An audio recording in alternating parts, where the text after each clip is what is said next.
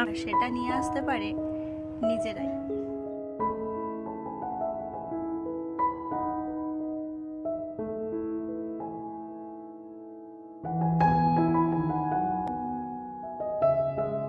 সকাল সকাল স্নান টান করে পুজোর পর্ব সেরে চলে এসেছি রান্না করতে।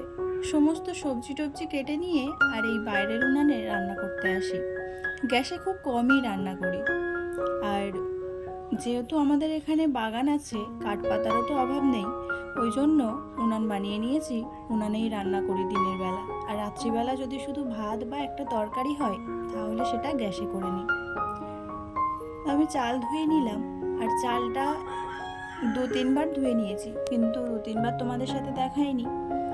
তো 2-3 বার চালটা ধুয়ে নেওয়ার পরে জলটা একটু গরম করা ছিল, মানে শাশুড়ি মা সকালবেলা রুটি বানিয়েছে আর এই হাঁড়িতে জল বসিয়ে দিয়েছিল, তাই সেই গরম জলে চালটা ধুয়ে আর দিয়ে দিলাম। আর আমি আগের ভিডিওতেও বলেছি যে আমি কাগজ দিয়ে বা পলিথিন দিয়েই উনানটা ধরাই। সাফল্য কোনো দিন নিজে থেকে কারোর কাছে আসে না, তাকে নিয়ে আসতে হয়, আর সেটা নিয়ে আসতে পারে নিজেরাই।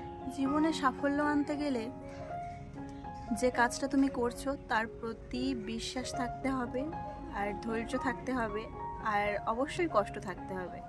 কষ্ট না করলে কেষ্ট মেলে না, কথাতেই আছে। তুমি যেরকম কষ্ট করবে সেই রকম তুমি ফল পাবে। আর আগে থেকে ফলের আশা করে যদি মাঠে নামো তাহলে কোনো কাজই তোমার সফল হবে না। আগে কষ্ট করে যাও, তারপরে ফলের আশা করো। তো বন্ধুরা, কেমন আছো? আশা করছি তোমরা সকলে ভালো আছো। আমিও কিন্তু বেশ ভালোই আছি তোমাদের আশীর্বাদে। আর আজ এখন হচ্ছে ঘড়িতে বাজে 11টা 15, আর এখন থেকে তোমাদেরকে সাথে নিয়ে আজকের ব্লগটা স্টার্ট করছি। আই হোপ তোমাদের ভালো লাগবে।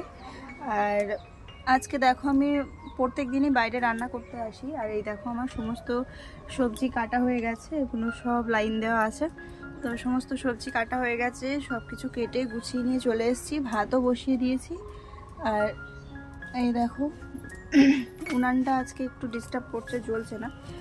আর ছোটুকে স্নান টান করিয়ে দিয়ে এসেছিলাম, মা আবার মানে স্নান করিয়ে দিয়েছে, বুঝতে পারেনি, মানে আমারও বলা হয়নি, আর মাও বুঝতে পারেনি যে ও স্নান করেছে, তাই একটু ঘরে কান্নাকাটি হচ্ছে। তো যাই হোক, চলো আজকের ব্লগটা আমি এখান থেকে স্টার্ট করছি। আশা করছি তোমাদের ভালো লাগবে, তোমরা সঙ্গে থাকো। আজকে রান্না হবে মাছ ছাড়া তরকারি। সবসময় তো মাছ পাওয়া যায় না, ওই জন্য মাছ না থাকলেও কিভাবে তেল কম দিয়ে ভালো রান্না করা যায় সেটাই তোমাদের সাথে আজকে শেয়ার করব। আর কড়াটা ভালো করে গরম করে নিলে না তেলটাও কম লাগে, আর যে সবজিগুলো তুমি ভাজা করবে সেগুলোও কড়াতে লাগে না। আমি এখানে উচ্ছে আলু ভাজা করব। উচ্ছেটাকে আগে একটু তেল দিয়ে ভেজে নিলাম, আর যতটা পরিমাণ তেল দেওয়ার ওই একেবারেই দিয়ে দিয়েছিলাম। আর এখন উচ্ছেটা একটু ভাজা হয়ে যাওয়ার পরে আলুগুলো দিয়ে দিলাম, দিয়ে একটু নুন হলুদ দিয়ে একটু ঢেকে ঢেকে রান্না করব, যাতে ঢেকে রান্না করলে না আলুর থেকে একটা তেল ছাড়ে, বা জলটাও ছেড়ে দেয়, তেলও ছেড়ে দেয়। তো মানে সেই জন্য ভাজাটা আর পুড়েও যাবে না, আর তেলও বেশি লাগবে না। কারণ দেখো, যে কোনো রান্নাই করি তো বিশেষ করে ভাজা যদি করি বা তরকারি যদি কষাতে হয়, সেটাকে আমি এইভাবেই রান্না করি। আর আমার তো উচ্ছে ভাজা হয়ে গেছে, এখানে পটলটাও ভেজে নিয়েছি। পটলে কিছুই দিইনি, নুনও দিইনি আর হলুদও দিইনি। আর উচ্ছে ভেজে সামান্য একটু তেল দিয়ে তাই পটলটা ভেজে নিয়েছি। তো দেখো আমার ভাতটা হয়ে গেছে, তাই ভাতটাকে উপর দিয়ে এই উনানটাতেও একটা কড়া বসিয়ে দেব। আর যেহেতু জোড়া উনান, একটা উনানে যদি আমি কড়া বসানো থাকে আর একটা উনানে যদি ফাঁকা থাকে তাহলে ভালো জ্বলবে না। আর আমার সব সময় রান্নাতে দুটো কড়া ইউজ করতে হয়, না হলে মানে রান্না তাড়াতাড়ি যেরকম আগায় না সেই রকম সমস্ত মানে কাজে দেরি হয়ে যায়। ওই জন্য আমার দুটো কড়াই বাইরে থাকে রান্নার জন্য। তো যাই হোক, চলো, ওতে বসিয়ে দিয়েছি কচু, মানে শোলা কচু ভাজা হবে, আর এতে বসিয়ে দিয়েছি পটলের মশলা করতে। আজকে পটল আলুর তরকারি করব, ওই জন্য পটল রান্না করার জন্য একেবারেই আমি কড়াতে যা তেল দেওয়া দিয়ে দিয়েছি, দিয়ে পেঁয়াজগুলো একটু ভাজা ভাজা করে, আর বেটে রাখা মশলা, এতে হচ্ছে আদা আর জিরে বাটা আছে, তো আদা জিরে বাটা, একটু নুন হলুদ আর সামান্য একটু লঙ্কা গুঁড়ো দিয়ে ভালো করে মশলাটা আবারও ঢেকে ঢেকে কষিয়ে নেব, যাতে করে মশলার তেলটা ছেড়ে দেয় আর ভালো করে কষাটা হয়। যেহেতু আমার পটলটা ভেজে রাখা আছে, তাই পটলটা মানে বেশি আর কষাতে লাগবে না। তো মশলাটা কষানো হয়ে গেলে এতে আলু দিয়ে ভালো করে কষিয়ে নিয়ে তারপরে পটলটা দেব, দিয়ে কষিয়ে তারপরে জল ঢেলে দেব।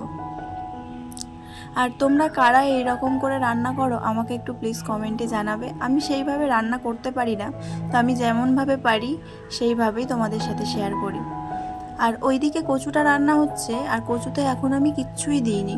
এখন যদি নুন হলুদ দিই না তাহলে কচুটা ঘেঁটে যাবে, তাই কচুর যে জলটা বেরোয় সেই জলটা বেরিয়ে যাওয়ার পরে নুন হলুদ দিয়ে একটু নাড়াচাড়া করে এইভাবে চারদিকে দিয়ে দিয়েছি, দিয়ে মাঝখানে একটু তেল দিয়ে আর পেঁয়াজ দিয়ে দিয়েছি। এতে যদি একটু রসুন দাও বা কাঁচা লঙ্কা আর চিংড়ি মাছটা দিয়ে ভাজলে খুব ভালো লাগে।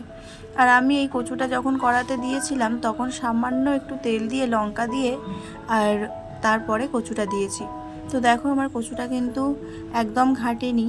আর এদিকে আমার ভাত হয়ে গেছে, আর ভাতটা হয়ে যাওয়ার পরে না আমি ওইভাবে ঢেলে রাখি, তাই আজকে ছোটুর খিদে পেয়েছিল, মা এসে ভাতটা ঢেলে রাখলো। আর এদিকে দেখো আমার সব হয়ে গেছে।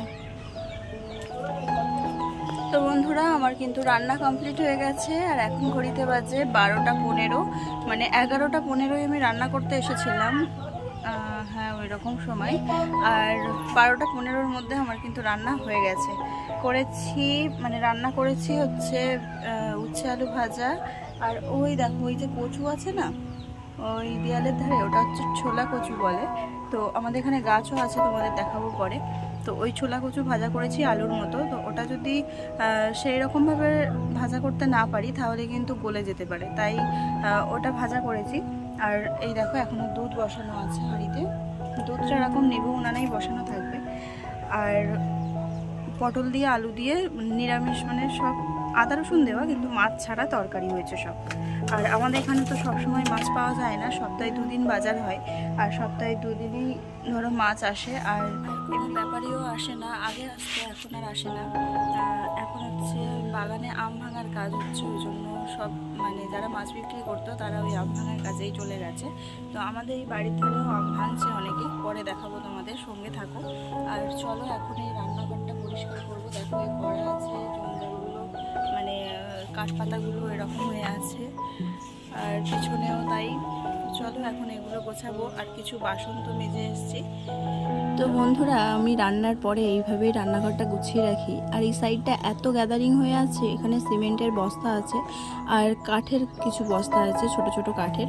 আর আমার যে ছোট উনানটা ছিল সেটা তো ভেঙে গেছে, ওই জন্য আর সেই ছোট কাঠগুলো ওই উনানে রান্না করব বলে রেখে দিয়েছি। আর রান্নাঘরটা আমি এইভাবেই পরিষ্কার করে রাখি।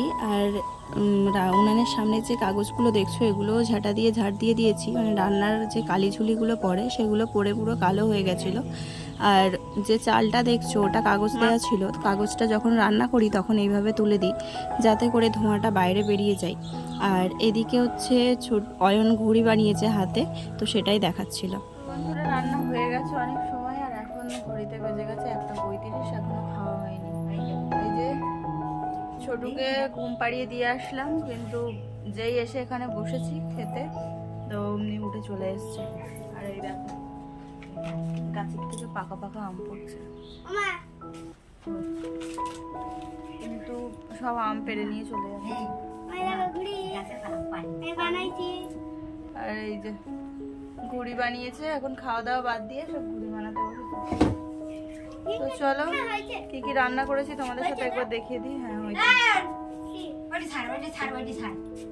আর আজকে দুপুরবেলা দেখো এইগুলো রান্না হয়েছে, উচ্ছে ভাজা, কচু ভাজা আর পটল আলুর তরকারি। আর আমি আজকে পান্তা খাবো দুপুরে, সকালবেলা যেহেতু কিছু খাই না, সেই পান্তাটা রয়ে গেছিলো, কালকের ভাতে জল দেওয়া ছিল, তো ওটাই খেয়ে নেবো। তো আজকের মতো আমি এখানেই শেষ করছি। যদি ভালো লাগে অবশ্যই চ্যানেলটা সাবস্ক্রাইব করো।